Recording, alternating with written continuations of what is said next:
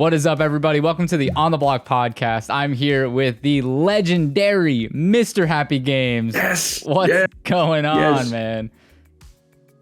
Third place. I completely biffed it, but podium's pretty good. I've got no complaints with podium. Absolutely. A little bit of complaints, but not many. Absolutely. Well, you were certainly my pick to win during the season. I try to be impartial when doing these seasons, but obviously, like, you were my GOAT. You were the one I wanted to see win this season. Unfortunately, it didn't happen, but hey, nothing we can do about that. How are you feeling after taking this third place, Happy?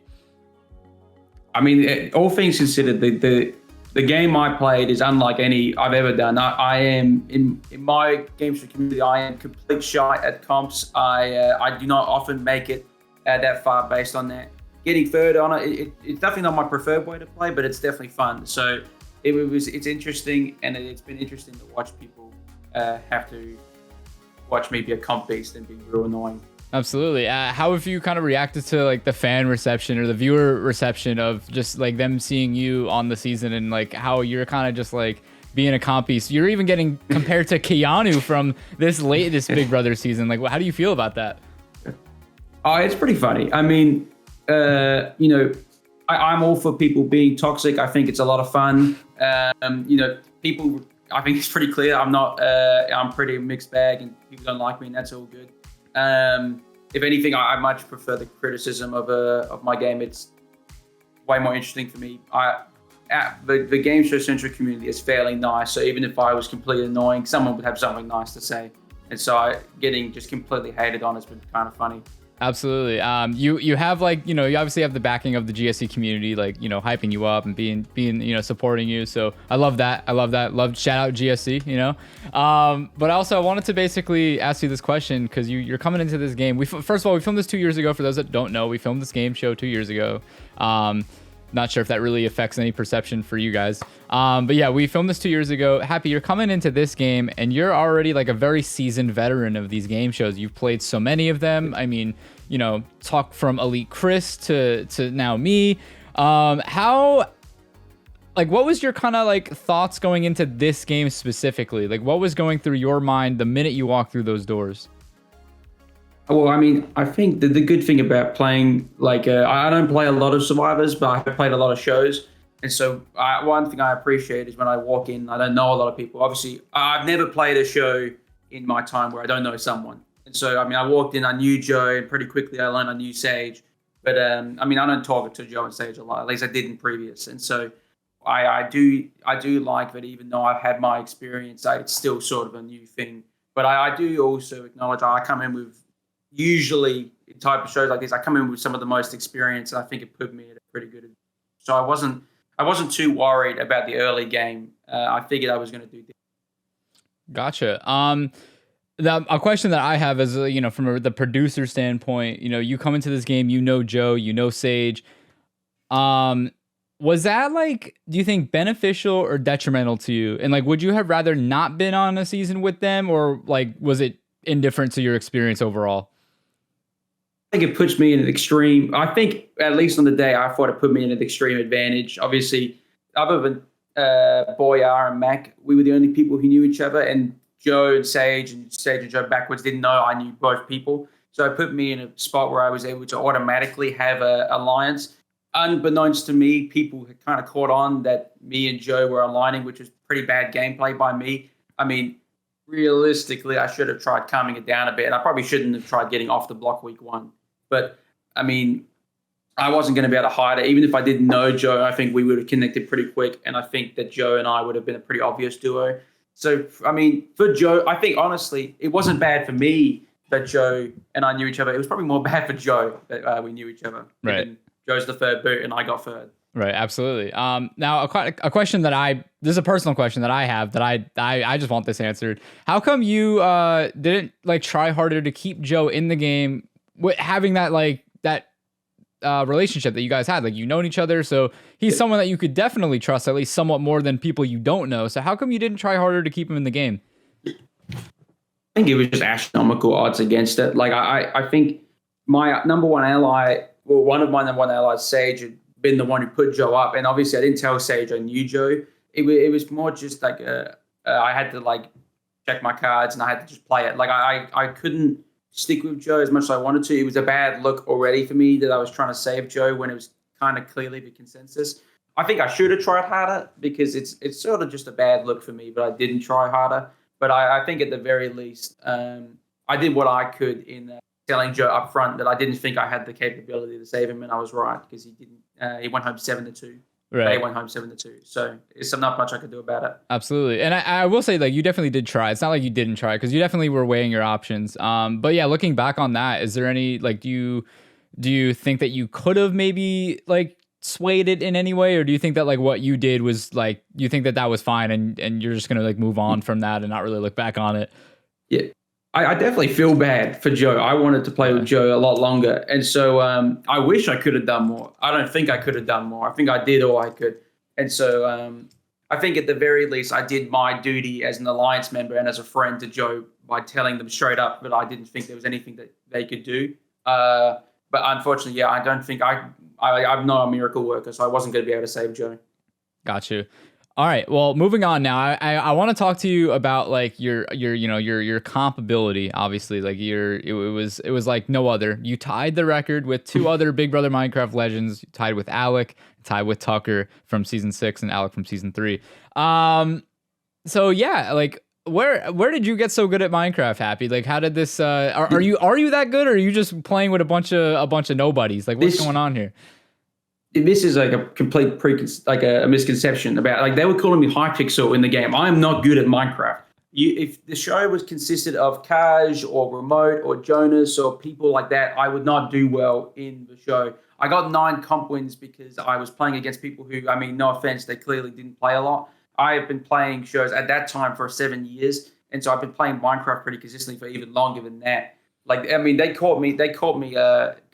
Like, I was practicing on Hypixel the week before. I mean, I was trying to get my skills up. Yeah. But I mean, clearly I was experienced and they weren't. I mean, it's for the same reason, you know, if I went into a running race with a bunch of people in wheelchairs, I'd probably win it, but I'm not very good at running.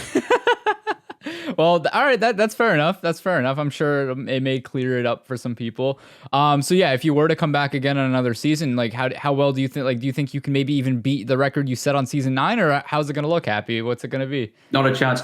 I mean, obviously, if I came back, I'd be going up against people who are probably more Minecraft savvy. I do not think I would have the capability to do very well. I mean, I think at least not in the comps. I think there are lots of I mean, obviously, you have like Tucker who played after All Stars. If he came back, I'm doomed. He would whoop my ass completely. Like, I am completely shit at Minecraft.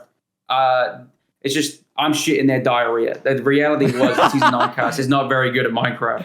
All right, got you. All right, well, jumping ahead to like the split house week, there was some kind of back and forth that you had with Via, and now I want to just kind of. I feel like, you know, and this episode just recently aired. It was episode 7. This aired yesterday as we're recording this. And as I'm watching it, I feel like on my end, I didn't really do a good enough job at like kind of like showcasing your and Via's like game relationship, right? Like, I mean, there really wasn't much to show, but I was curious to know your thoughts on how you felt towards Via after you felt that she kind of forced your hand into like making a move for her during her head of household reign in the split house, as far as like getting Boyar out. And then when you won head of household, you kind of like decided like, hey, I'm throwing you up. So like, what was your working game relationship with Via like? Oh yeah, well, I mean, I'm pretty like upfront. I had no relationship with Via in the game, and I was probably. On my end, I didn't have any relationship with Via, Tara, or Mac going into the split house, which is pretty poor pre-jury gameplay by me. In terms of how it offended me, but they made me vote Boyar, it didn't. I just sort of was trying to like player. Obviously, the problem was I was winning so many comps, so I kind of needed to make a name for myself somehow. So even if like that meant just kind of being annoying, like at least to justify why I was winning comps. So, I mean, Via didn't offend me. I mean, it made sense that they were asking me to vote Boyar. If anything, I shouldn't have done it. Like, I think it's a better look for me if I just stood my ground, and because integrity didn't really mean anything, just sort of being a dickhead. Right, got you. All right. Another thing I wanted to kind of touch up on is kind of your working relationship with Sage as well. Obviously, I think it's the moment of the season. I haven't seen the fan reaction yet, hasn't come out yet, but I really can't wait to see how people view you turning on Sage in that final hour of the game. The first question I have for you is, do you regret making that decision, or do you think that it was the right decision? And my second question is, what do you think would have happened if you actually kept Sage? So, yeah. I think I think it was I think it was a good call, but nothing really stopped me from saving it until Final 3. I just think it was not a good. I think the problem was that if I take Sage out at Final 3, it sort of just looks more like I'm just doing it for the sake of it. Whereas at Final 4, at least it was a bit early, and I would have had to earn my spot in the Final 3. I probably shouldn't have done it, and I do regret it. But I probably regret it more because I wish that Sage or I won instead of Brayden and Tara. No offense, Brayden and Tara. That's how I feel. But I mean, I think I made it. I think it was a decent decision. I think the thing is, I actually don't remember who I could have evicted. I think Tara was on the block of Sage. Yeah, I think it was Tara. Yeah, I think in hindsight, I probably should have realized if I kept Sage in, I was guaranteed at least second, which is pretty good. But coming into Andrew's big brother, I just my most recent show like this I played was JP's, and I got taken out at 4th place by Chris, who me and him were allies. So I kind of didn't want the same thing to happen again. I was Chris completely traumatized me out of my judgment. Traumatized you? That's crazy. No. Well, yeah. I mean, it's interesting to hear your side on that. I'm it's a lot of time has passed, so you can kind of let the decision marinate, and you can kind of look back on it retrospectively. I appreciate that. Yeah. So yeah, if let's say that there's a scenario out there where it's completely flipped. Instead of Tara and Brayden in those final 2 chairs, it's you and Sage. Who do you think wins? Sage. I think I lose pretty handedly to Sage. I think that the reality is that my game is incredibly unimpressive. It doesn't matter, but I was trying to be a social pariah. The reality is that winning comps just isn't super impressive, at least not as a strategy. And any attempts I made to sway any votes didn't happen. I mean, I voted wrong against Vince's Elam. I voted wrong against Landry. I was pretty consistently on the wrong side. Even Joe, you could argue. I mean, obviously I voted to evict Joe, but that wasn't really what I wanted. I was consistently on the wrong side of the vote. And I think also just generally I rubbed the house the wrong way. So, I mean, I don't think I would have won against Sage. I think against Brayden, maybe, but I think Brayden clearly had people who liked him in the jury. Absolutely. So one thing I will say about your game, Happy, and I think I like when people do this, especially when we throw new twists out there and people find ways to game them. I like that you gamed the safety competitions because you wanted to make the perception as if you were a big, you were scared that your allies were going to nominate you. You know what I mean? I think that was a very smart play, especially I think it was week 2 when Sage was head of household and you won the safety comp because you were oh, well, no one's going to if people are seeing that I'm going to win the safety comp, then they're not going to suspect that I'm working with Sage. So I think that was a great way that you gamed that. Now, I would like to see what people, say about that, looking back on the season as a whole, because I think that was brilliant. I don't know. What do you have to say about that? I think the idea was there. I think there were a lot of there's at least justification in why I would win a comp like that to hide me and Sage's alliance.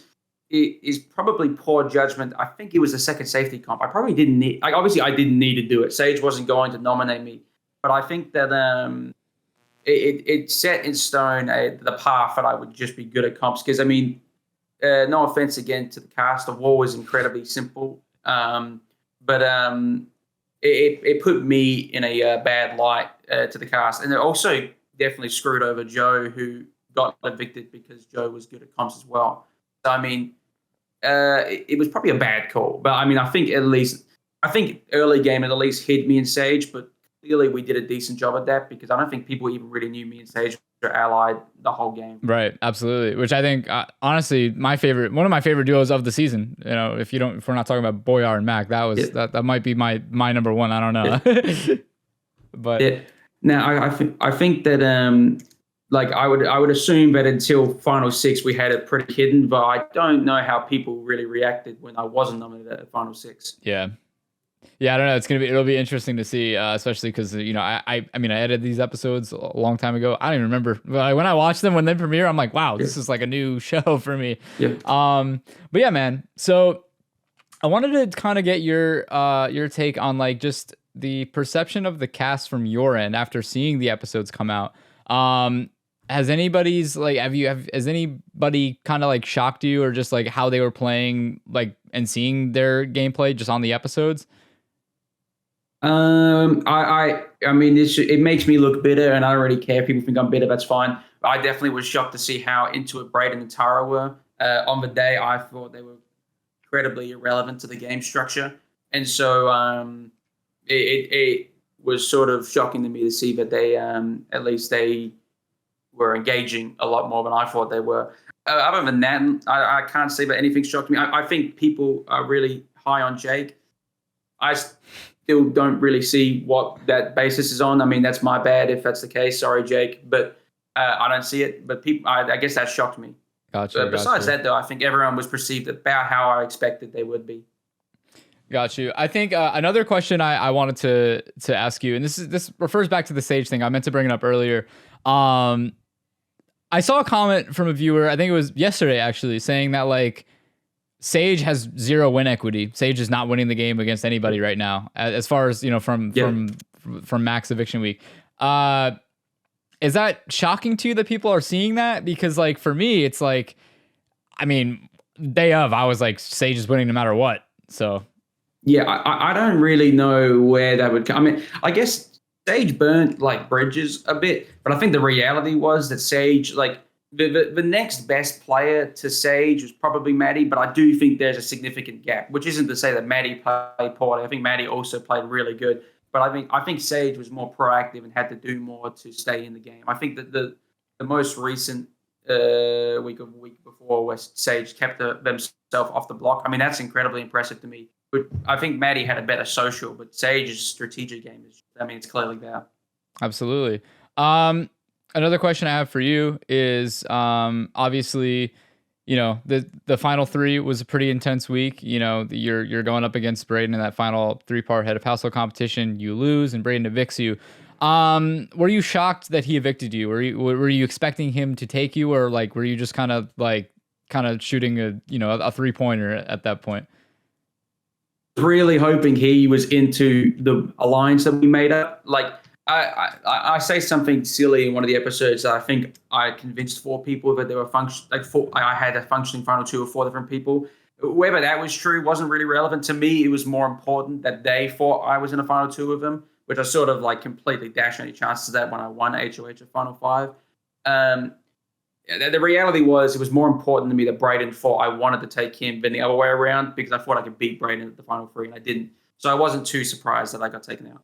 Absolutely. And then I guess like what's the feeling when he does evict you? Like what's going through your mind in that very moment?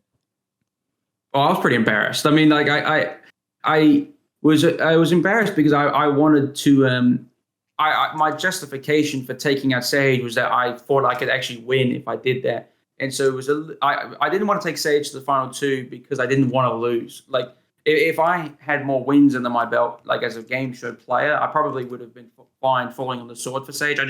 That day was not a good day to be my ally. I wanted to win more than I wanted to go to the end with Sage. Right. So I was embarrassed, and I just sort of felt like I kind of failed Sage. I sort of think I failed Maddie. I mean, evidently, I don't think Maddie was as loyal to me as I was to her.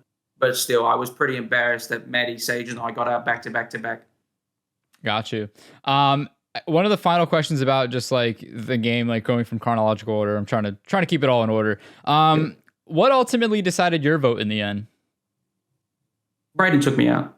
I with no offense, again, I mean, I don't even think Brayden Tara, I assume you're going to skip past my interview. That's fine.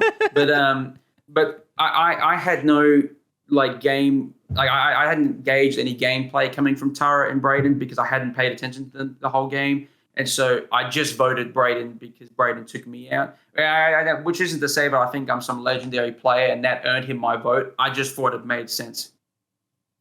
Absolutely. All right. Well, that's totally fair. Now, to take a page out of Mike Bloom's book, I want to play a word name association game with you, Happy. I haven't done this yet with anybody else, but I figured I'll do it with you. I think it'd be fun to do it with you. So I'm going to go through the cast in boot order, and we'll just I'll say their name, and then you give me one word that first word that comes to your head. Yep. All right. First one is Nick. Yep. Awesome. I like Nick. All right. Davison. Chill. Awesome. All right. Joe.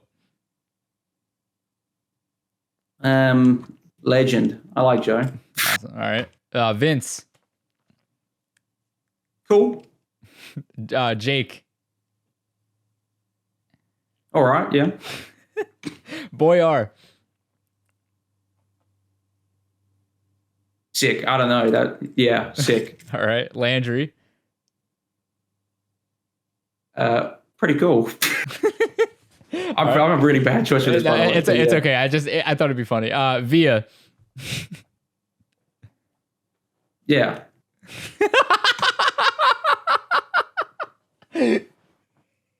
All right, Maddie. Nice. Sage. The best. All right, Happy. Yeah.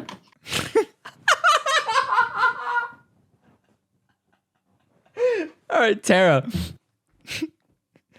I don't know. She was cool. Okay. And Brayden. Sweet. Did we do Maddie? Yeah, I did Maddie. Yeah, I think it would. Yeah. I don't remember what I said. Yeah. All right, Maddie. We'll do it again. Yep. Awesome. All cool. All right. Enjoyed it. Man. All right, Happy. That was great. That was a good little exercise that we just did there. That's my favorite moment from the podcast this season. Oh my gosh. I'm glad. All right, Happy.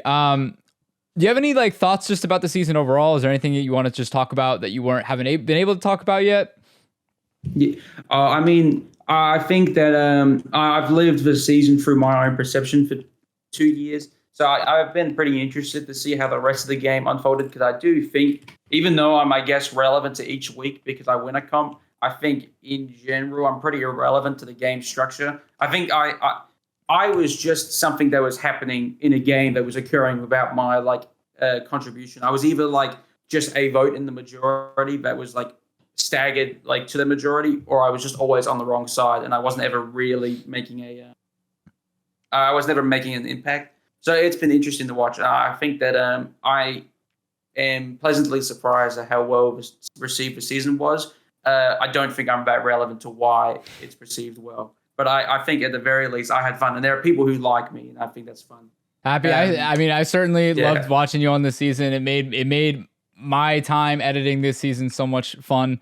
I'm very happy, no pun intended, that you were a part of this season. I'm very glad that we decided not to swap you out at the last second because of your internet issue. Yep. Yes. And yeah, I have no regrets putting you on this thing. I think this was your season. I'm so glad that all those years of you applying to the show, and we finally I believe that you were meant to be on this season. I'm glad that you were on it. Yeah, I mean your overall thoughts are great, man. Do you have any last words you want to say before we go interview Tara next?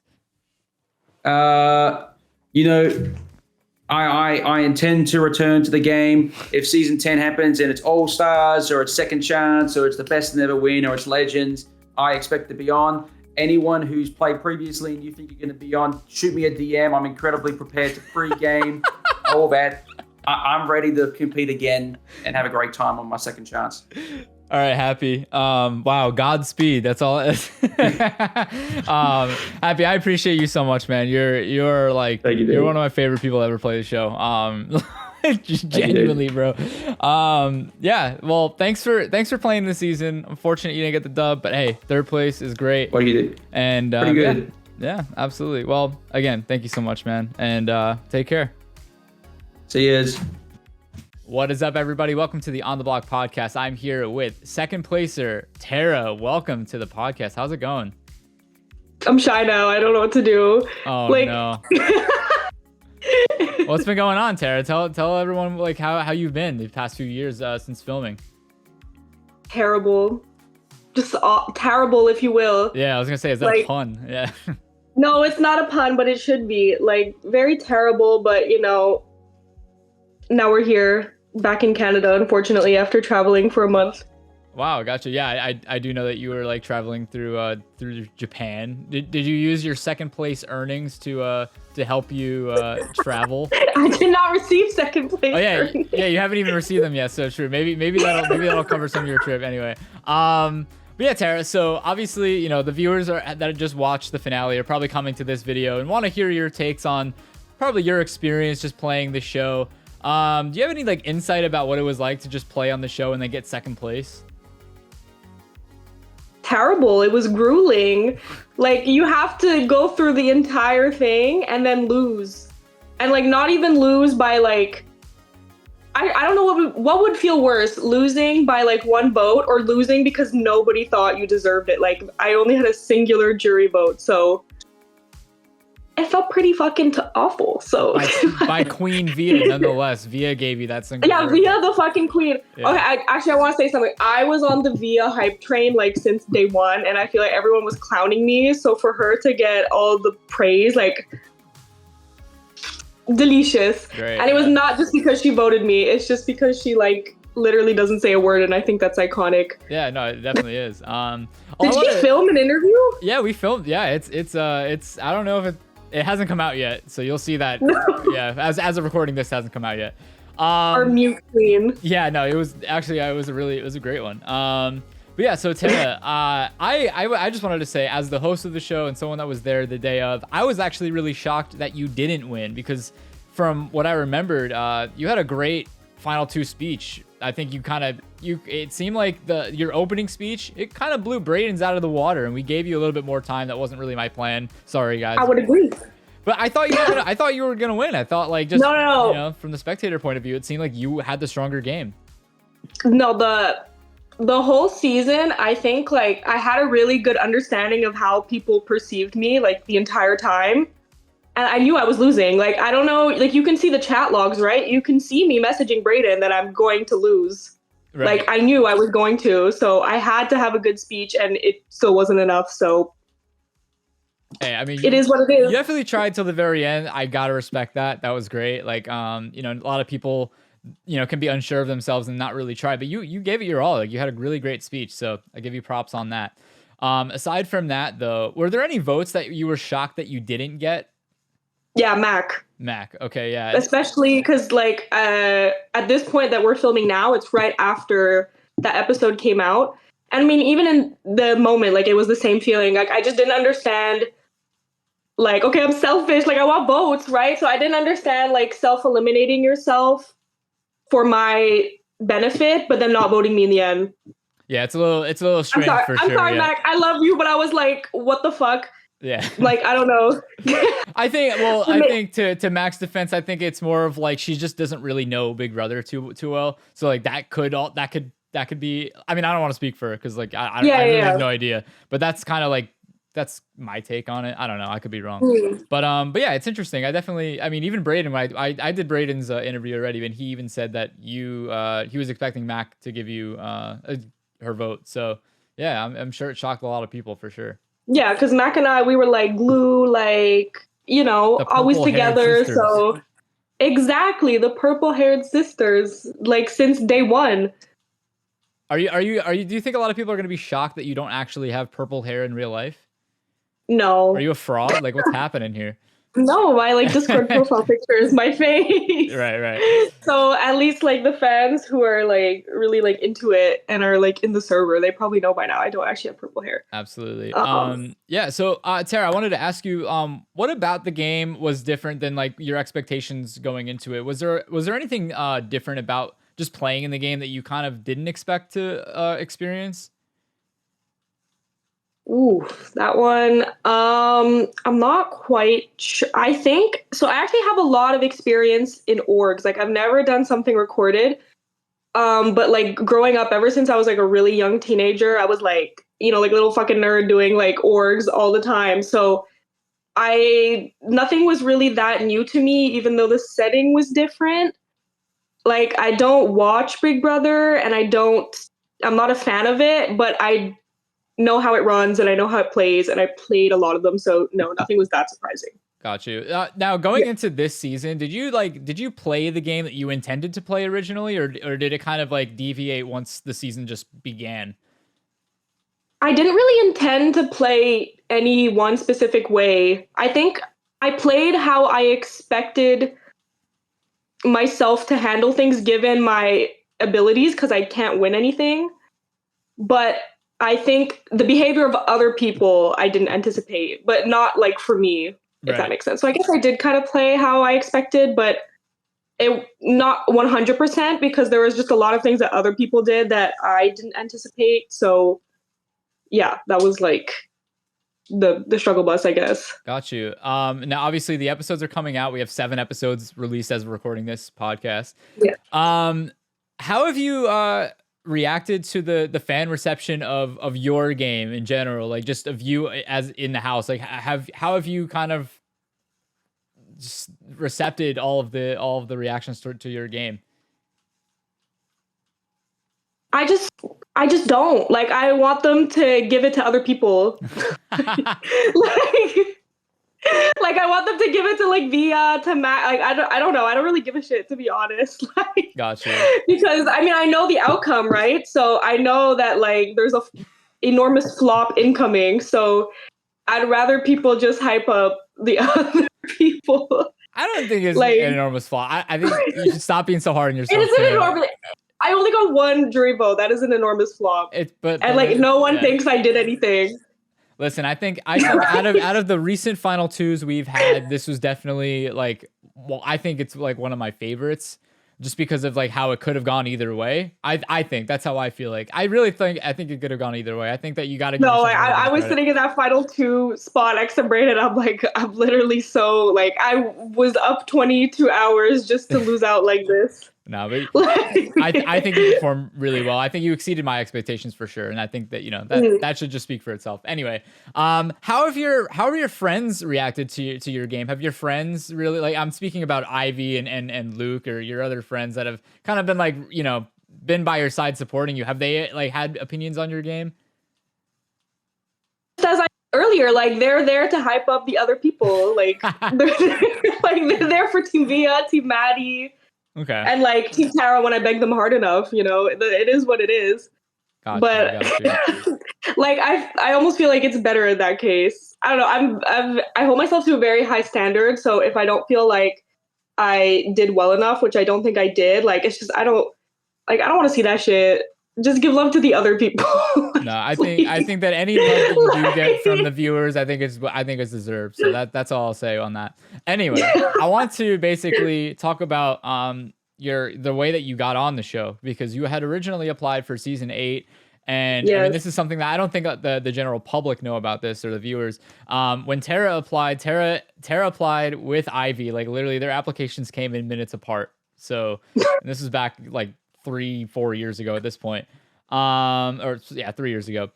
I had thought that Tara was being forced to apply. I reached out to, like, when doing the interview with Tara for the first time during season 8, I was like, do you want to play this? Like, are you sure? Like, you're not being held at gunpoint right now? I was like really concerned.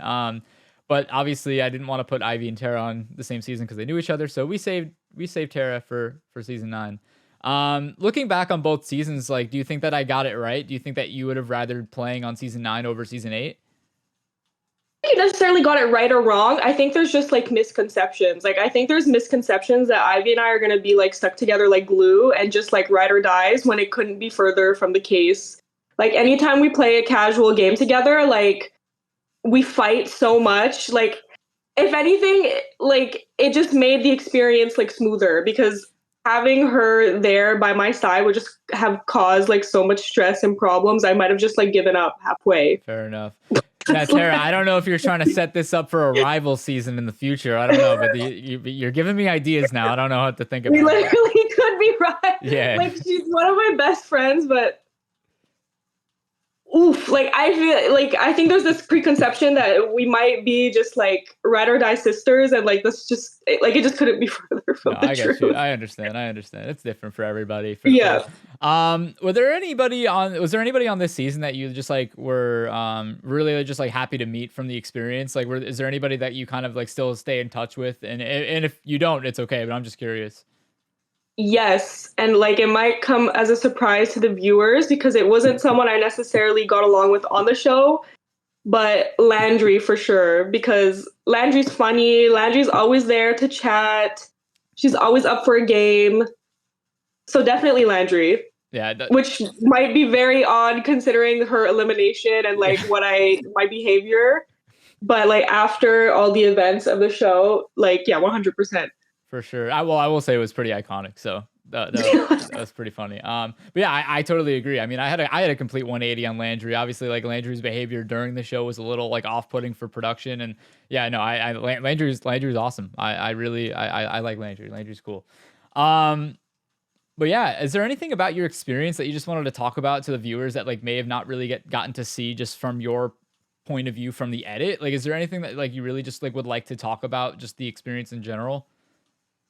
Yeah, I think from my point of view, like what I experienced and what I know is not being shown, I think maybe it's because there wasn't as much like game talk, but I think it might not be shown that I actually had like really, really strong connections in the house and like they just don't get shown. Like I think even like Mac and I's relationship, like it was like really strong from day one. You know, everyone's like Sage and Landry, but me and Mac were right there, like always talking and like, you know, just like befriending each other. And maybe because it wasn't always game talk, it's not getting shown. And then even with like the other people in the house, like Via and I were always together. You know, there's like the joke, oh, Via was just sitting alone in the corner, like, okay, Taro is coming to join her. I think with players like that, no, like I think you can't complain about players like that. If they're alone and no one's talking to them, you go get them. Like you go talk to them, you go give your input.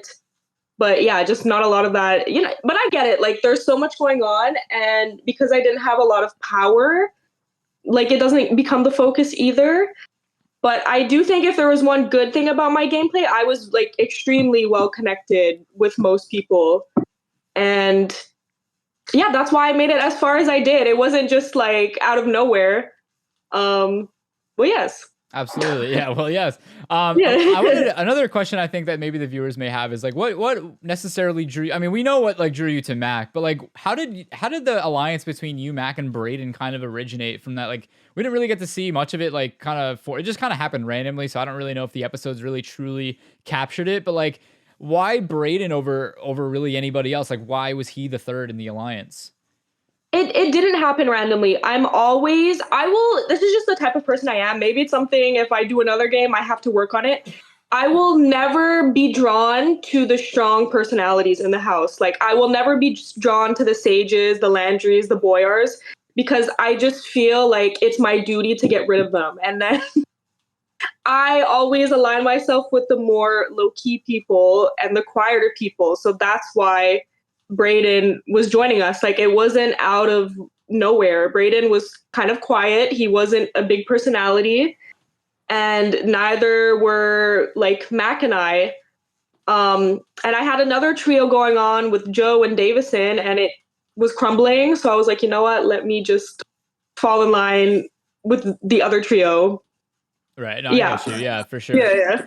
Now obviously a lot of your allies went home early, pre-jury. I mean, you lost Joe, you lost Davison. I mean, Joe, you were trying to work with because you're trying to start up the non-American alliance. How is it like to play? Like, how does it feel at least when the people that you like really want to work with and you feel like have a good feeling about, they just go home early and then you're kind of stuck. Like you feel like it's all out of your control. Like, how does that feel for you in the game? You just have to rearrange yourself as quickly as possible. And that's why you have to be well connected, because early in the game, like there's so much that can happen and there's not enough time. So like your allies can go for really stupid reasons, you know, like Davison, like why did he go? I don't know. Like, well, we do know now, but like in the moment, it's like, why? I don't know. Why are they targeting Davison of all people? You just have to rearrange yourself as quickly as you can. And I think like if you can't do that, if you're just like, oh, my allies are leaving and I have no one, like, yeah, then you're next to go. But you just gotta reconnect, or you gotta lean on other connections as quickly as possible. And that's what I did. So it really wasn't that big of a deal in the end. Absolutely. So another question I want to ask you, and this is not to like throw shade at Brayden, because obviously, you know, he won, you lost, whatever. It's, you know, like the what's in the past is in the past. You can't change it. But I want to give you the floor to like maybe give yourself a chance to explain your game as to why the jury got it wrong and why they should have voted you to win over Brayden. They gave him a lot more credit than credit was due. And I think my biggest gripe with this season, like, okay, maybe it's just easier for me to say from my own perspective, but I do think like I had a really, really good read of the perception of the house, like how they perceive me and how I'm perceiving others.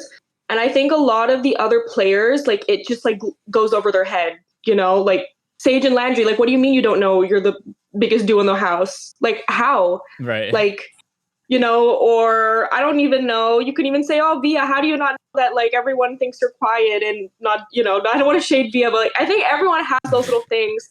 And for Brayden, my biggest gripe was like, how do you guys not know that, you know, for me, like, oh, it's like, oh, Brayden flipped on Sage and Landry. Like, I didn't perceive it that way. To me, it was obvious he wasn't going to ever truly be on their side. Like, how would you think he would be? Like, why would he be like just following the two like most prominent leaders, especially after you guys like put him up on the block like it's nothing in Maddie's HOH? So for me, I just didn't understand like how they were able to be deceived. Like, I guess that's like good on him. It's just like if I was in their position, I would not be that easily like deceived by Brayden, like playing both sides, to be honest. Absolutely. All right. So, well, yeah, and I think that really sums it up great. I have a bit more questions, but I want to do this. I want to do a little game, like a little exercise. Oh, it's called the name association game. I think we're gonna coin it. I'm not the one that originated this. If you're you know, if anybody out there is a fan of Mike Bloom, he does this on the Rob as a podcast. Where basically I'm gonna give you the name of someone that played this season, and then your job is to just say the first word or anything that just comes to your head, like the first thing that comes to your head. So we'll start with Nick. It's only one word? Just the first thing that comes to your head. It's I have to think of a different word. Because Nick. Loud, I guess. That works. All right. Davison. Quiet. Okay. No. Who was third? Joe. British. Like I'm just like stereotyping everyone. That's fine. It's fine. It's not working. Vince. Vince, sassy. Okay. Jake. Also sassy, like just in another vein. Like low key. Yeah, he's very sassy too. All right. Boyar. A mess. Just mess. Like just mess. Landry. A mess as well. Like once again, the duality of it all. Landry and Boyar, you know, random dualities I'm drawing here from people who maybe didn't interact that much. Right. Mac.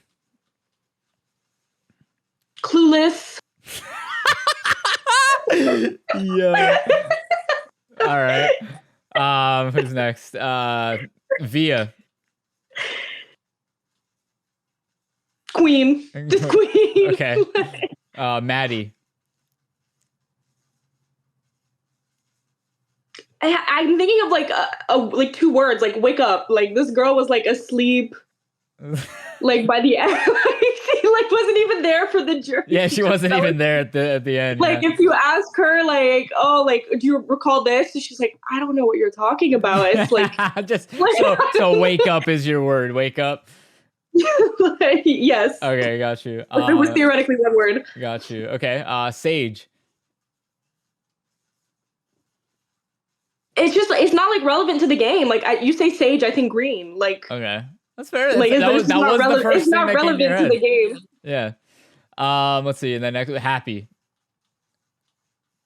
Ugh, that's like. I'm sorry, Happy. I was just so fucking and like. I think we were all like over it. I think maybe, I don't know if the viewers are feeling the same way. It's just like when you're in the game and you have no power and the same person just keeps winning over and over and over. Like, it's not his fault. It's not his fault that he's better than all of us. But like, that's just how it felt. I felt like, ugh, Okay. again, like. Okay, got you. Got you. Okay, Brayden. Fedora, like, Brayden, like, I love you.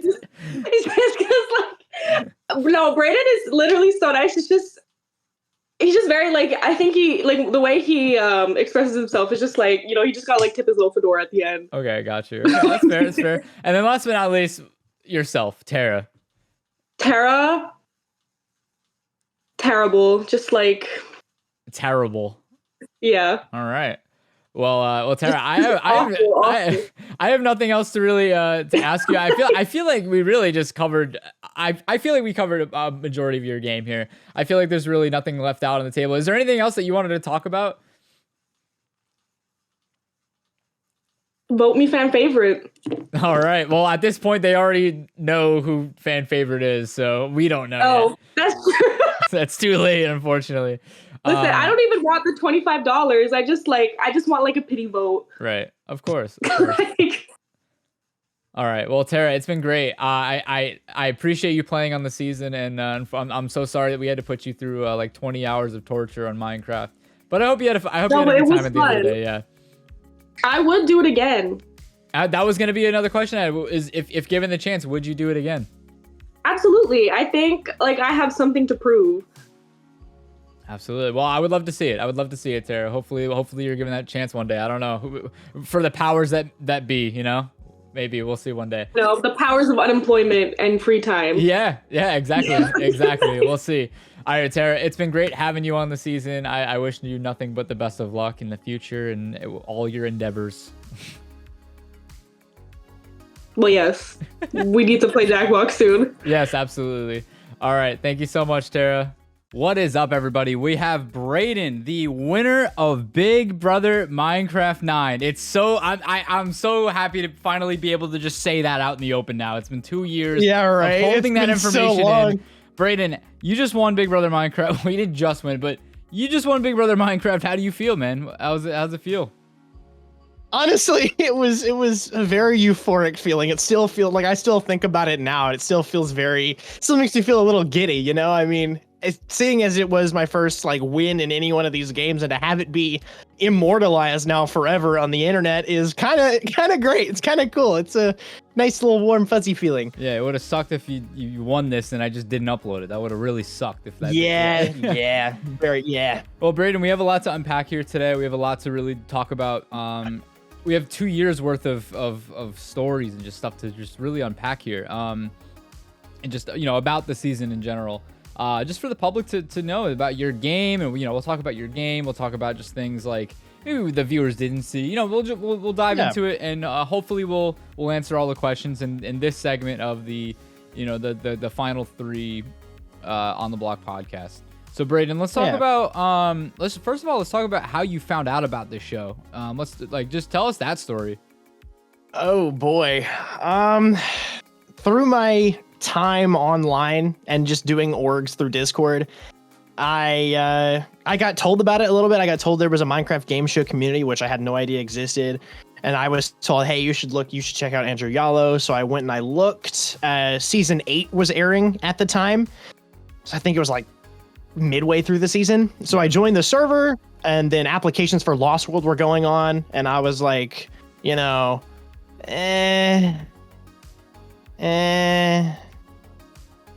if I want to do that. You meant Eternal Oasis, right? Because Lost World was yes. Okay. Yes. Just to clarify that, I knew what you meant. I knew what you meant, though. Yeah. Yeah, but applications for Eternal Oasis Survivor were going on, and I was like, Survivor's not my game. I'll play Survivor, but I'm much more of a Big Brother kind of guy in my heart if I want to play a game. So I waited, and lucky enough, June, July rolls around. It was, hey, we have Big Brother applications opening up. So I saw it. I applied in like July. I sent in my first ever application video, had no idea what to do. So I just kind of yapped for about 2.5 minutes. And next thing I knew, I got an email saying, "Hey, we like you. We want to do an interview with you." And then I did an interview, and it went great, apparently. And then I didn't know until 2 or 3 days before we filmed that, hey, you're on the final cast. So that was cool. It was a little nail biter there for a minute, but I'd done like months of waiting at that point, so it wasn't too bad. Absolutely. So I want to just tell the viewers. So actually, I just remember this fact. Brayden, you were the 9th applicant of Big Brother Minecraft 9. That's damn. So that was pretty cool. The fact that you won. Poetic. It was pretty poetic, exactly. So I'll tell you guys this story about Brayden's journey to get on the show from my point of view, the producer and the casting, the casting guy. Brayden applied for the show I'm pretty sure it was the night before the Big Brother Minecraft 8 premiere party, or it was somewhere around. It was during that week that Big Brother Minecraft 8 premiered, because I was in Madison's basement. Madison we had a big get together of all of, like, our production crew and friends and viewers of the show. We had a big get together at Madison's house. So we were in Madison's basement. We were all hanging out. Brayden sends in his application at like probably very late at night. And then I'm like, oh my God, guys, like I get the emails whenever the applications come in. So I'm like, guys, let's watch this applicant. We put his video on the TV. We're all watching it. Brayden has no idea this is all going on. About 10 people watching this guy's application.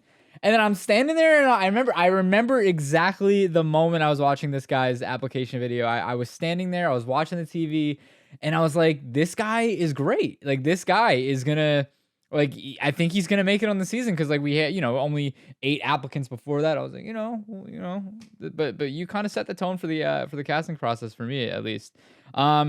So yeah, then obviously, you're in this process now for months, because you're, one of the early applicants. So now you have to wait for a few months to do it. So until we start doing interviews. So we start doing interviews. We like you. And then it turns out that Madison actually had told me that you were close with someone that was also in the casting process. Fun fact, one of the applicants that Brayden was supposedly close to was this guy named Landon, which, who knows, maybe we'll see him on a future season at some point. But Landon is actually the one that found Via for us on Omegle. So that's very funny. So yeah, it was basically, we were deciding up until the very last week, right before going into filming, about if we were going to put Brayden or we were going to put Landon on, because Landon's a great friend of mine. Brayden I didn't really know too much about at the time. It was just through interviews. So we really took a very, very long time to figure out who we were going to put on the season, and we ultimately landed on Brayden. Brayden, I mean, how does that feel? It definitely wasn't great being like basically like all the way up into the end. I'm sitting here waiting. I'm like, I got told I'm possibly on, but I have no idea what I'm doing with my Saturday yet. And to be put on at the last moment as like a final decider, and then to come in and win the season, kind of feels like I proved my worth. You Absolutely. Made the right choice. You casted your winner last second. Exactly. And what's funny? You've kind of fallen into the same boat as Sinwar from season 7. The same thing happened. I didn't even have any I had no inclination, or I had no desire to put Sinwar on Big Brother Minecraft 7 until literally 48 hours before we filmed the season. Like, he was literally not on that cast, not even in my casting pool whatsoever. I reached out to him. I was like, hey, do you want to do this? And that's how it happened. So, hey man, I don't know. Maybe it's the the mindset of not knowing you're on the season until, I don't know. So anyway, you don't get in your own head about it. Exactly. But I will say, I feel like I'm talking too much, but we'll turn it over to you in a second. But I just want to get this out because it's eating at me. I've been dying to talk about this for like so long. Oh yeah. But obviously, like, the casting process is different for everybody. Obviously, Brayden's story is Brayden's own unique story. And then there's some people on this season, like, for example, Tara. I feel like we had Tara locked on this cast until, like, when we initially, like, the second that she applied for season 9, and we obviously reached out to her for, she applied for season 8. We brought her on for season 9 because we wanted her on. We couldn't put her and Ivy on because they're friends outside of game shows. Anyway, it works differently for everybody. Not everybody has the same story about casting. It's different for everybody. So yeah, it's interesting that you were a last minute addition and it worked out for you. Yeah. Absolutely. Yeah, so let's talk about the game. Let's talk about what it was like booting up Minecraft the morning of. What was that like for you? What was your morning ritual before playing the game?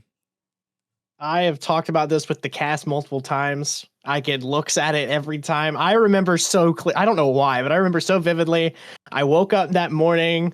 It was because usually I like to sleep in late. I'm a night owl. So usually if I don't have work that day, I'll get up at like 10 or 11 o'clock. But obviously our call time was 9. So I'm up at like way earlier than I'm used to. I'm like, all right, I'm about to be sitting at my computer for God knows how long. So I go downstairs, I get a box of Cheez-Its, which ironically were sponsored by Minecraft at that time. So that was something I didn't even think about that. I grabbed some OJ and then I grabbed a bottle of wine because, I might have needed it. Who knows? I did end up having a glass of wine. I promise you I didn't get wasted during the season, but I grabbed I ended up having a glass of wine. And then I came upstairs, I drank my OJ, had a Pop-Tart. I don't know what flavor it was, but it was one of the good ones. Probably cherry or something.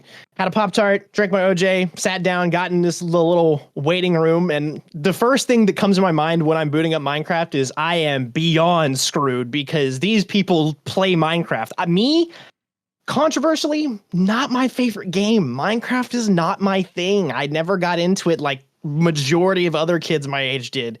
It never appealed to me. It wasn't my thing.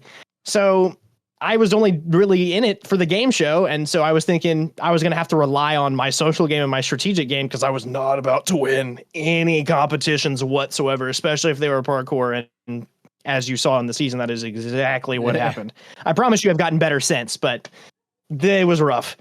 It's interesting the fact that some people come in there and they're prepared. They play, they're like Minecraft geniuses. I mean, look at Happy's. I mean, not really like a Minecraft genius, but he's definitely someone that has more experience than you do, for sure. Yeah. Did you do anything to prepare for anything before coming on the game? Like, did you have? I mean, I obviously told everybody the thing I told everybody back then for this season was, hey, you should probably try MCC Island. You should probably try some parkour, because I try to I don't know. I like the parkour challenges, guys. Whatever. But did you do anything? Did you go on any servers and practice anything? No, actually, you did tell us. You told us to go practice, and I looked at that and I was like, I'll be fine. I'll be okay. I honestly, I didn't even know where to begin. I didn't know what to practice. I had no idea shulker box jumps were a thing until this season.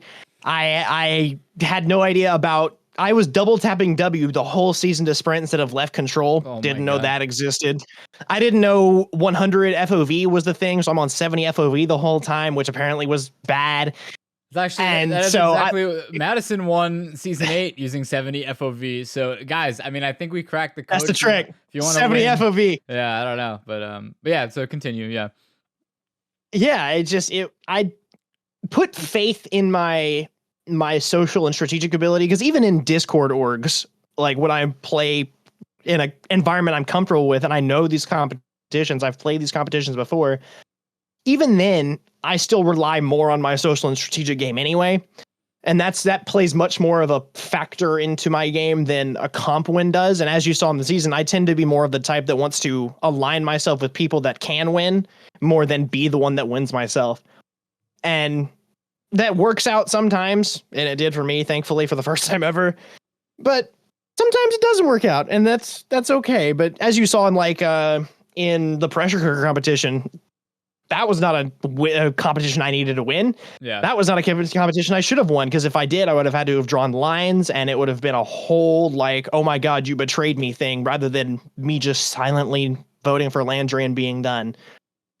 Absolutely. Well, I think it's funny because I think it's either a Derek or Cody quote. I can't remember which one of the two said it, but I think they said, or one of them said, it's not about winning comps, it's about when to win comps. And I think that you definitely showed that this season. It's, you definitely could have won. You probably could have won the pressure cooker, if I'll be totally honest. I don't know. Who knows? I mean, Mac, I know Mac loves a challenge, so who knows? It could have gone for a while, but I think I first of all, I do appreciate you not letting that comp going for so long, because we were already so far behind, and we actually made up some time because we did set some time for the pressure cooker, because we had a feeling it could go on for a decent amount of time. But yeah, thanks for not letting that go on all night.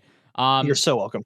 Another thing I wanted to ask you, and I'm sure maybe some people out there may be wondering this. I'm trying to when I do these, I try to figure out like what would the viewer want to know from like just so I'm trying to like trying to channel that like energy and try to like give you the questions that the viewers may ask.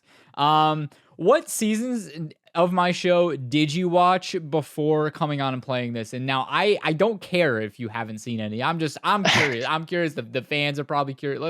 Let's hear it. Season 8. Period. Wow. I saw season 8 and that was it.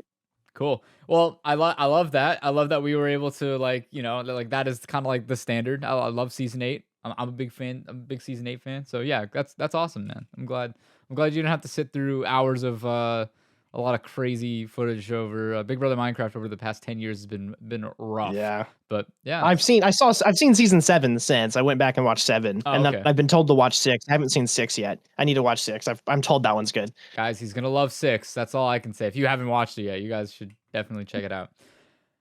And Brayden, maybe you and I will sit down and watch 6. I'm due for a season 6 rewatch. That's all I'll say. I'm down. I need to see 6. I'm told 6 is some BBMC peak. So it is. Well, yeah. I will say. I think a lot of the fandom showed up. It was like season 6 for me. It was like an event. I don't know. I kind of like. I don't know. I'm like a fan of my own show. It's weird to say that. I'm not trying to be like. It's not like a. I don't know. I just like, I don't know. It's fun. It's like, for me, it's like, you know, I get to be a part of it, but I'm also like a fan of Big Brother. So it's fun to like, when it's fun when it's good, it's like, oh my God. So yeah, season 6 was a fucking moment in time for sure. And I just love that cast in general. Like I love almost everybody on that cast. Anyway, aside from let's talk about this season. What were some of your like highlights or favorite moments from the season just playing in it? Like, do you have any like just favorite moments if it's okay, if not? I mean, winning, of course, honestly, you know, true. Nothing will beat that feeling. But outside of that, I mean, winning Final Four HOH, loved that. Outside of winning something, though, I really felt proud of myself, I guess, for lack of a term. I was proud of my strategic placement in week 6. Me personally, I feel like week 6 was like the turning point week for me. Like I was like, that was when I really started building my win equity, I think, was week 6. But like getting into week 6, where after I just had Jake essentially call me out the week prior to that outside house saying, hey, this guy's integrated with everybody. And I'm over here like, you know, when it's true. And then I end up next week and we have Mac and Tara and Maddie who are like, yeah, Brayden's our guy. Brayden's a vote for us. And then we have Landry and Sage, who Landry didn't even or Sage. Neither of them really campaigned hard to me because they were that confident in my vote that week. They were busy campaigning elsewhere. So it was a real interesting moment that week, knowing that I wasn't having a lot of game talk about the vote, but not because people were excluding me, but because people felt that confident in where I was voting that they didn't need to talk to me. So I had a moment. I remember I was on my own and it was just like, damn, like I am in a great spot. And I really didn't want to fumble it. And thank God I didn't. Absolutely. So another question I wanted to ask you is, now that you've seen almost all of the season as we're recording this hasn't all come out yet. But you've seen a majority of it so far. There's only a few episodes that haven't come out yet. What is your take on your edit that you received this season? Like, what are your comments about it, if you have any? I mean, I've never been one to really analyze an edit of any show I watch. I never like paid attention to it until I got into this community. And then I realized like the edit is like a thing. So now that I'm like paying attention to it more, and not only this show, but other reality shows I watch, I mean, I feel like I got a good edit. It was slower in the start, but that was how my game reflected. Like it reflected how I played the game really well. Like I'm sure people saw, but at the beginning of the season, for the first 2 or maybe even 3 rounds and happy all the way to the end, people didn't know my name. People didn't know I was even in the game. Like I was blending into the wall. People had no idea I was there. And then I get nominated week 3 and it's like, whoa, who is that guy? He's going to be HOH next week. And so I feel like once I got that, and then my edit built up a little bit, and then week 5 comes around and it kind of snowballed from there. So I feel like it really reflected my game, how it went down very well. Gotcha. Yeah. I'm curious to see like how the viewers will react to you winning. Obviously, I feel like with last season with Madison winning, it was pretty like split. Like we had people saying like, "Oh, Madison's a Yeah. great winner." We had some people like critiquing her, and also, but it was more so people were focused on like Aiden, playing this like really Yeah. over the top game and not winning. So it was more of like Aiden, like why Aiden lost for last season. But like, I'm curious to see what people say. Like, how do you think people will react to your win? And also, if you have any like Brayden, if you have any message to like the Brayden doubters out there, like, what do you have to say to that? Honestly, I think people, from what I've seen so far, I think people will react to my win positively. I'm not necessarily a lot of people's favorites, I don't think. There are definitely some people that have me like as their personal favorites, but I think more people have me just as a front runner of the season at the moment than they do as their favorite character, which is okay. I mean, you'll see on any org application or show application you get on, a lot of those applications have a question of, win and be hated or lose and be loved. I always say win and be hated because I'm a competitive son of a bitch. Like, I want to win. I don't care how anybody else sees me. I want to win the game, period. But thankfully, this season I didn't play a villain game, and I feel like the general public generally likes me. So I hope my win is a satisfying one at the very least. Maybe not the most spectacular one, maybe not like a Derek Levasseur, or like a Paul if he won, which he was robbed in BB19. But it was not maybe like a flashy win, but I hope it's a satisfying where people are like, yeah, he put his effort in, he deserves that win. And in terms of the doubters, I mean, for maybe the first 3 or 4 weeks, it's valid. I wasn't there, but at the end of the day, I still won the game, right? I mean, you can not like the fact that I won all you want, but I'm sitting 6-1 against a Terra who was also really well socially integrated, and I got max vote even. And after how she went out in her week, I feel like me getting her vote speaks volumes in and of itself. So you can doubt me all you want, but I feel like I definitely earned that win for sure. For sure, absolutely. I will say, and here's my take on your win, and I think a lot of people may be interested to hear my take as well, because I'm the creator of the show. Oh yeah, I'm interested. The day of, so I'll start with my feelings. The day of, when you won the day of, I was not really too happy about it. I was kind of team Terra. I was very much. I like Terra. I didn't really know too much about you. I didn't really get to see much of what you did until after when I went to edit it. But day of, when you won, I was like, I didn't understand it. I didn't get it. I was like, I kind of had a feeling. I was like, I'm probably going to understand Brayden's win in like 2 years, right?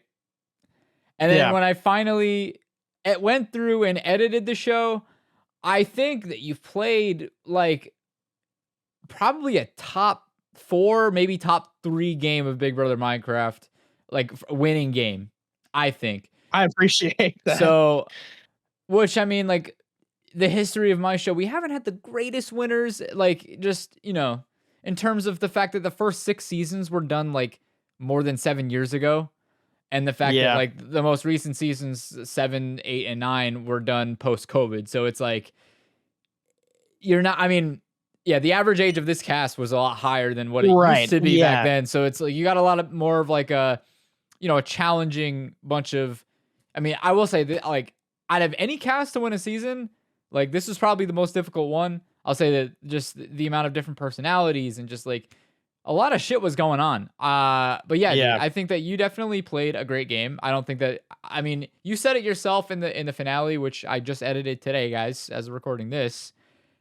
You said that you probably view yourself as a B tier winner.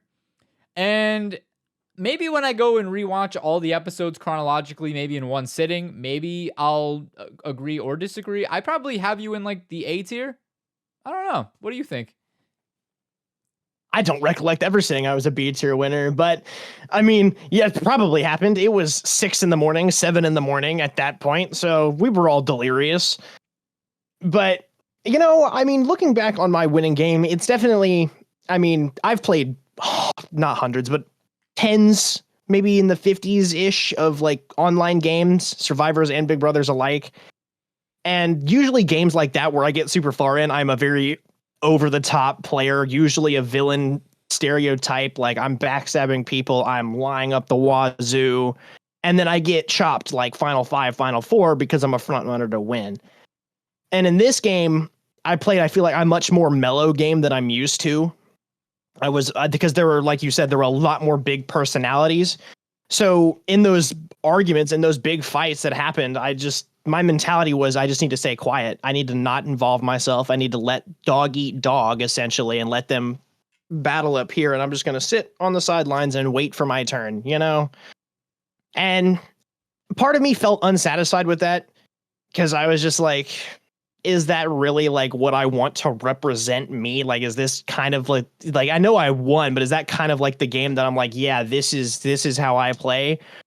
But at the end of the day, I mean, looking back on it, after this, I have won another game since then. And I feel like, you know, after not winning a game ever in 5 years and then now winning 2 in the span of a year and a half, I feel like that means I figured something out. Yeah. So after I've had some time to sit on it, I feel like I played definitely maybe high B tier, low A tier game for sure. I didn't play any like big master of mold. Like I didn't roll the whole time at all. I was not a steamroller kind of winner, but I definitely feel like I had win equity for a decent amount of time, but I always managed my threat level and my win equity enough to where there was always somebody just above me, whether it was Sage or Maddie or even Happy at the final 3. There was always somebody that had just enough more threat level than I did to where they were the focus. And that really, I think, is reflected in Maddie's eviction, which isn't aired yet. Yeah. But in Maddie's eviction, when Sage pulled me off the block to put Maddie on, after I had backstabbed Sage in the Landry vote, I feel like really hit home for like Sage really thinks is locked in on Maddie as a winner and is not paying attention to me whatsoever. And that kind of threat management is what got me to the end because people consistently underestimated my game. And then by the time the jury roundtable comes around, they're like, damn, this guy played the middle really well. Yeah, I was going to say, I think one of the highlights of your final 2 like questions and then your speech, I think you really highlighted the fact that you didn't really get, but like the fact that Sage used the veto on you at the final 5, like that was probably one of like the highlights of your game. Which I think is really fair because like that was a huge moment. It's funny because a lot of your game, and I don't mean to sound like I don't mean to say this is like any bad way. Yeah, no, not at all. But it's funny that like a lot of your game revolved around a lot of people just like saving you. Like I will say one of the highlights for me, like when I think back on your game, is like during the Joe eviction, like you literally had a group of like 4 people surrounding you, asking to. Like, or not asking, but like literally just going to you. Like you got things just handed to you. It was very weird. Yep. Like that happened to you where it was like, okay, Brayden's Angels, like that was handed to you. And then during Split House Week, it was like, Maddie didn't have to work with you, but like Maddie chose to just work with you and like save you. It just like handed you like a lifeline. And a lot of your game is kind of defined in like moments like that. But I don't really think that your entire game should be like defined by other people saving you because that isn't really like what I remember your game being. Like I really do think it's more defined by just you kind of staying like under the radar and people like underestimating you and other targets kind of taking the forefront and having shields in front of you. I think you played a really well-rounded game. I don't think that like, I mean, I would like to see what like the criticisms of your game are going to be when people like see the season and like are able to like really identify just like your game in general as a winner game. Because for me, and this is before I see any comments from anybody, I really think that your game is pretty good. And like, I appreciate that. And I really can't wait to see what people say. And I'm interested to see. I mean, I'm happy with the win. I'm really happy. Yeah. A day of, I really would have rather see Happy win, but that's besides the fact. But I'm glad you won, man. Honestly, any of those people in the final 3 winning, I would have been elated. I think that we had a really great final 3. And even someone like Tara, which like I haven't done Tara's exit interview like podcast yet, but when I talk to Tara, I'll probably tell her like, hey, like you're probably one of the more people that in my eyes didn't really have a lot of win equity. Even the jury roundtable wasn't really giving Tara a lot of flowers.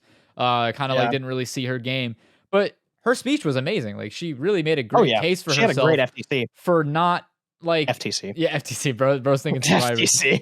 But she was able to make a good case for herself with not really having like too much moves under her belt. So I don't know. I think that final three was a great final three. I think that this season's going to go down as like probably one of the best Big Brother Minecraft seasons. I'm very high on it right now.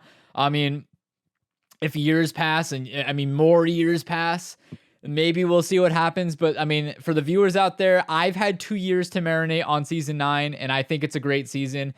I will say when it first happened, and when it first happened, I thought it was the worst season. I literally thought it was probably the worst season. And this is just witnessing, being there the day of, not seeing the footage. And I thought it was a terrible season. I almost didn't even upload it. I just didn't like it. But after actually editing it, going through it, seeing the amazing story, seeing Brayden's win, just seeing all the amazing moments that happened this season, I definitely think it's like an S tier season for sure. And I'm happy. I'm very happy with it.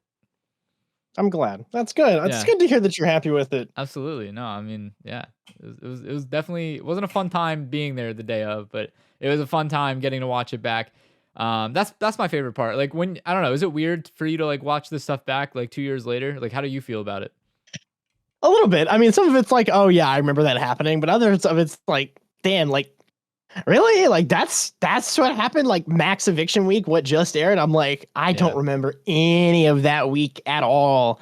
And then we have the audio. Like I've listened to the audio, my own audio, a couple times just to reminisce. And we don't have any of Maddie's eviction audio from the double. So I'm really interested to see how that played out. And of course, like that's when Sage saved me, and I haven't been able to listen to that moment ever since it happened. So I'm very interested to see how that happened. But I mean, going back to what you said earlier, I feel like you're right. I did have a lot of things just kind of fall into my lap, for lack of a better term.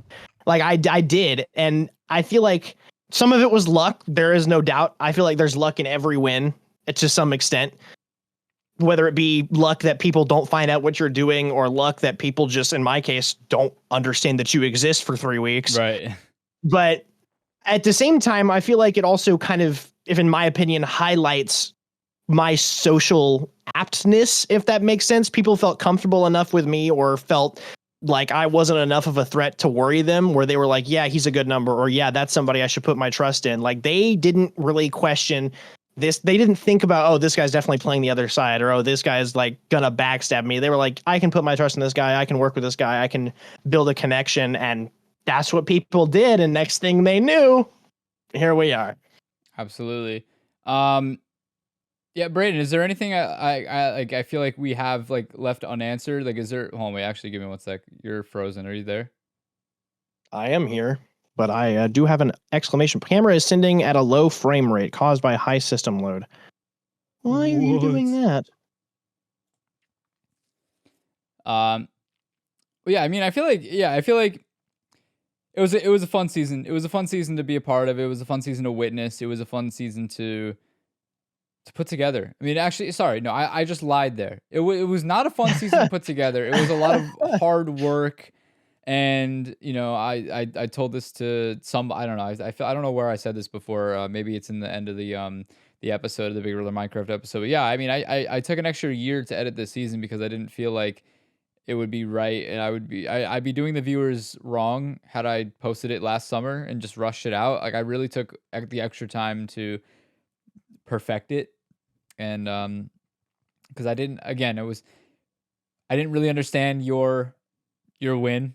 I mean, I said that earlier, but I didn't understand your win. I needed to really understand your win in order to really make a story out of this season. And I think I tried. I hope I really explained it well. I hope people, I really just hope that people are at home and they're not really like left with questions. Like I feel like I really laid everything out on the table. Like I did the secret scenes really. I mean, they don't really like, I feel like they don't really miss out on much like crucial game talk. I mean, I feel like I put all that in the episodes, but if you guys are really interested in like seeing like the other stuff that doesn't make the episodes, that could be just important to show like how relationships were, other dynamics were like in the house. I mean, that's there for you. But yeah, I mean, I feel like I literally just like put it all out on the table.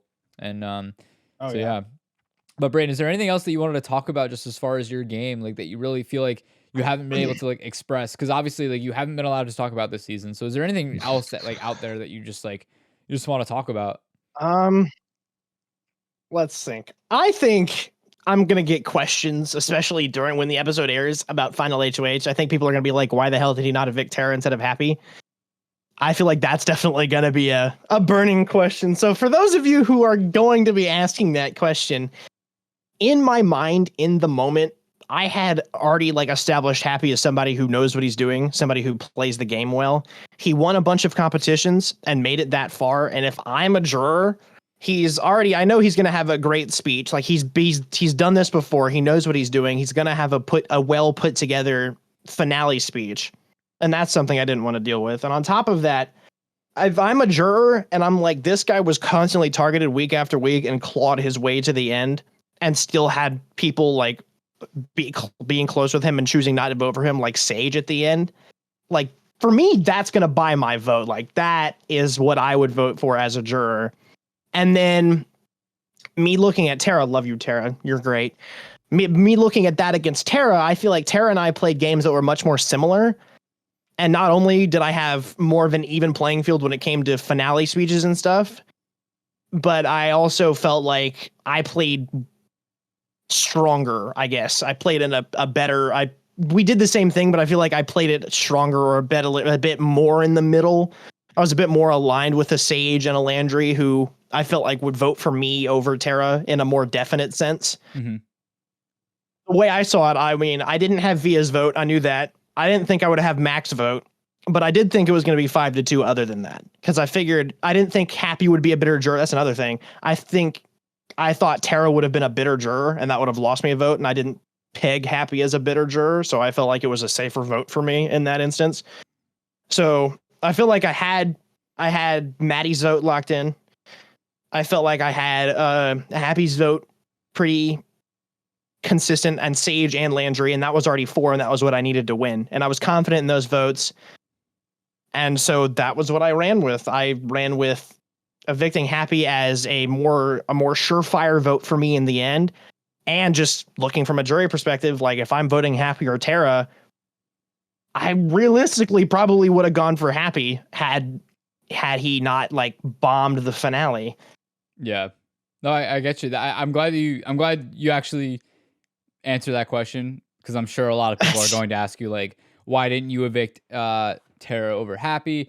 But I think people will probably assume that that's the best move to make anyway. I mean, like clearly you won 6-1, so which, you know, bringing that meme back alive, but yeah, which I don't even know if you know about 6-1, but that's a story for another day. That's like 6-7 for anyway. Oh, heard. I don't even. Okay, I just feel old saying that. Anyway. Anyway, so back to the final 3. I don't even know what I'm saying anymore. It's just we're so. I've been doing so many of these. Gone. I'm so gone. Yeah, no, I'm fuck this season, bro. Let's like move on. I don't want to fucking talk about this season anymore. We're done. Moving on. I'm just kidding. No, but Brayden, yeah, great job. Thank you. Yeah, is there really anything? I mean, like, did you want to talk about Terra's game at all? Is there any like specific like reason that you like worked with Terra and Mac most of the majority of the game? Because I feel like it was just such an like unlikely alliance. Because I didn't even recognize that alliance when I was watching the season happen in front of me. I didn't know that was an alliance until I started editing the show. You know, I just felt like with the way it was going, with how Nick was evicted and then Davison, I felt like it was definitely going to swing. Thank God I read it that way. It was going to swing much more in like the favor of the girls than it was the guys.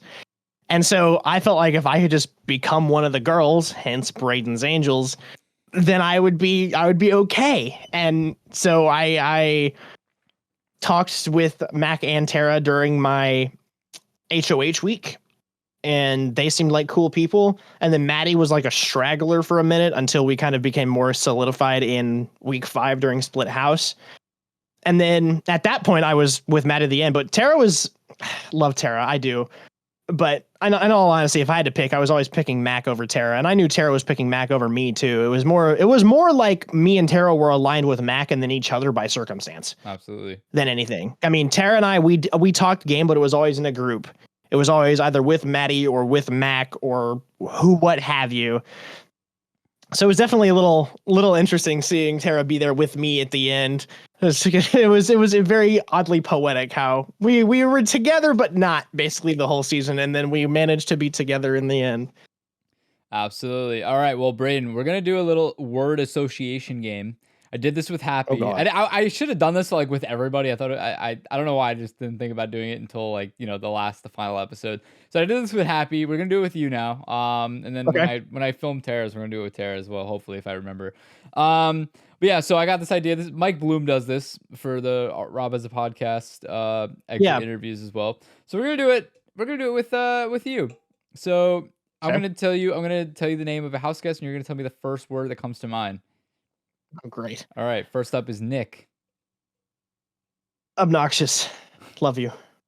Davison. Unfortunate. Joe. What's the word I'm looking for? I know the word I'm looking for. I just caught in the crossfire, I guess. Okay. Vince. Backstabbed. Okay. I'm trying to think. Was that Jake? Target Inc. My boy. The alliance that never was, unfortunately. That's so unfortunate. Boyar. Crazy. Thought you would have said wheel. Anyway. Landry. Sad backstab. Mac. Depressing. Very depressing, her eviction. I'm so sad that she wasn't there. All right. Via. There. You're gonna get so much hate for that. Anyway. Yeah. Maddie. My girl. Love Maddie. Sage. Powerhouse. Absolute powerhouse. All right. Happy. A legend. Game show legend. Lived up to Absolutely. his name. Absolutely. And Tara. The Canadian. The Canadian. All right. And what about The Brayden? Canadian. What about Brayden? God, how do I make this not sound like I'm an egotistical ass? The winner. We'll keep it I was simple. expecting you to say that. Brayden, it's been a pleasure having you on the On the Block podcast. We just wrapped On the Block. Oh my God, give it up. We just did it. We did a whole season of On the Block. Didn't think I was going to bring back the podcast, but we did it. You guys got some extra content. Hope you guys are happy with that. Anyway, Brayden, congratulations on winning the season. I hope Thank you. that $500 does you well. Yeah. What are you going to do now with your life? What are you going to do now? I'm trying to go to law school. That's cool. Outside of that, I don't know. I may go, apply and be on the real Big Brother and be on your screens there on the actual CBS. Who knows? Who knows? Maybe that'll happen one day. Who knows? One day. All right. Well, Brayden, thank you so much for participating on this show. It's been a pleasure. Of course. Been, great winner. Great winner all around. Thank you. I appreciate it.